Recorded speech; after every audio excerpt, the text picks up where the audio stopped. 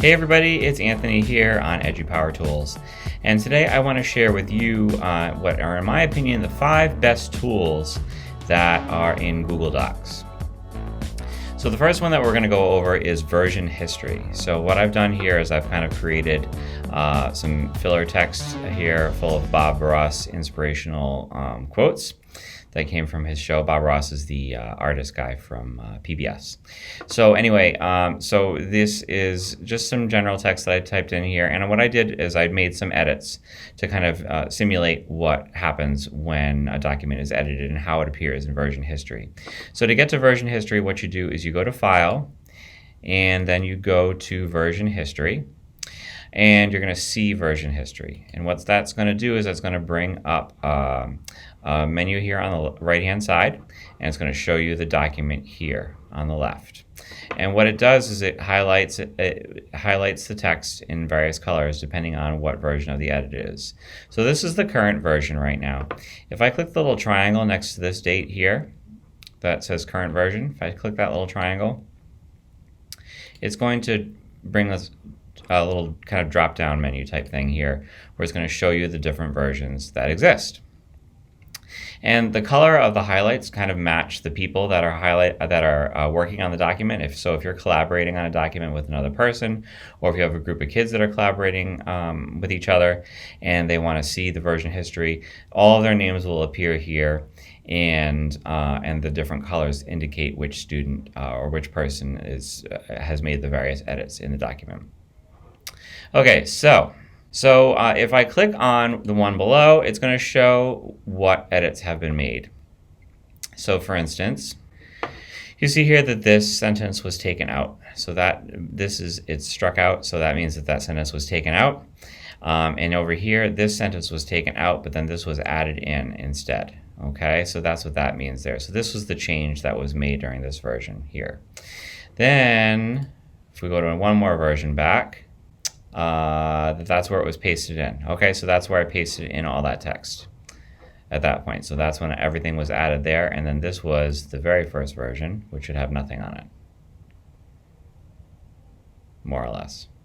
And there you go. So there's nothing on that one there. All right, so version history is awesome because if something gets deleted accidentally, then you can restore it very easily. The other thing that's nice about version history is, as a teacher, you can go back and see which students were contributing what. And you can kind of get an idea as to how the group was working out, and if one student was maybe contributing more or less than the other students. So it kind of gives you an idea of how that collaboration process worked out with them. So that's the first thing. The other thing is commenting and collaboration in the document. So commenting and collaboration in the document is awesome. If you have a document that's shared and you have a group that's collaborating on it, commenting is a great way to encourage discussions about what's written and what material to include. So to comment, it is very easy. You highlight the text that you want to comment on, and then you're going to click the comment button, okay? And the comment button is right here. It's a little plus sign with a little kind of text bubble type thing. So I'm going to click on that comment button, and it's going to kind of slide everything over, and you're going to have a box where you're able to comment in there. Hi, this sentence is not a strong opener. Please consider revising. Now that's me as a teacher talking, but the kids can comment to each other back and forth. And then if you do want to have a specific person that you want to assign the comment to, you're going to use the @ sign, and then you're going to just start typing their name. Okay, so I just started typing my name here, and so now this comment is assigned to the person at this email address. And I can get other people in here too. So like, this is a colleague of mine that works in my district, Jean. I can assign this to her, and then if I comment on it, it's going to notify them, and it's going to give them access to the file. So say the person's not even in the file right now, it's going to allow me to give them access to the file to see what it is that I want them to kind of look at and contribute to. All right, and I think that just is a great tool, especially for kids working in groups, to be able to share thoughts with each other, and especially also for a teacher who is kind of monitoring what's happening in the document. It makes suggestions as to revising and whatnot as they go throughout the document creation process.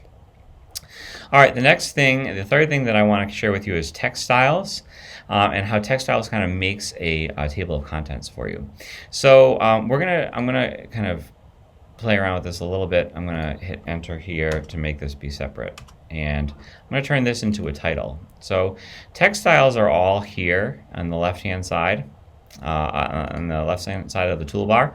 When you click on that, normal text is up at the top, and that's generally what everything is. But then you have this, you have title, subtitle, heading 1, heading 2, heading 3, and then more options. And then with each of these, you've got the little triangle on the right-hand side.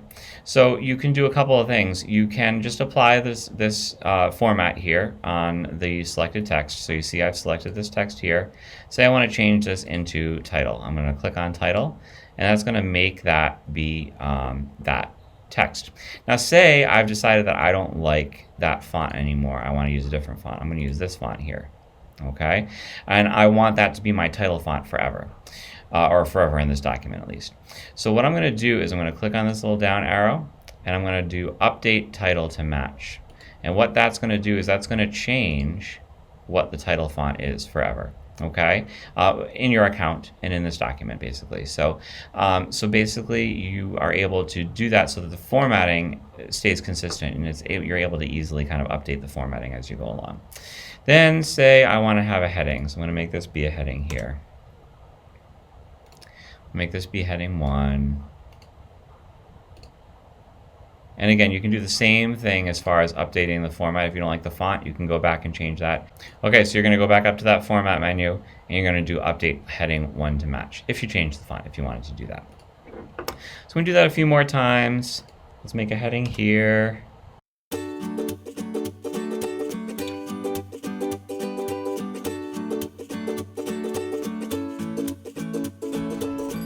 Okay, very good. All right, so now you see that in my document, I've got title font here, I've got heading 1, heading 1, heading 2, heading 2. So what that has done is that automatically creates like a table of contents for the document. So if you click on this, it's going to show you the document outline. And you click on that, and it's going to show you all of these different heading areas. All right, so we have the title here, we've got heading 1 here, heading 1 here, and then these two are heading 2s. They fall underneath that heading 1. So if you have a document that has a whole bunch of different sections, it's super easy for you to have this document outline here, and you can go directly to these various spots. All right, and it's helpful, especially if you're collaborating on like a strategic plan, or if you're collaborating on standards or curriculum document or things like that. If you have these different sets of text with the different headings and whatnot, it's going to create this table of contents for you automatically, and it's going to make it super easy for you to find all the information you need to. All right, fourth tool, paint format. That's this button over here. I never really knew what that did, but what it's going to do is it's going to copy the format of particular text. I find this especially useful in Sheets, but it's also useful in Google Docs. So say I want, I'm going to bold this text here, and I'm going to make it red. Say I want that text to look like that, but then I also want this text to look like that too. What I can do is I'm going to highlight this text that I changed. I'm going to click the paint button, the paint format button, and then I'm going to click the text that I want to match that font, that format style. And I select it, and it automatically changes to that. All right, say I want to do that again. I'm going to click the paint format button again. I'm going to see the cursor has turned into this little paintbrush next to it.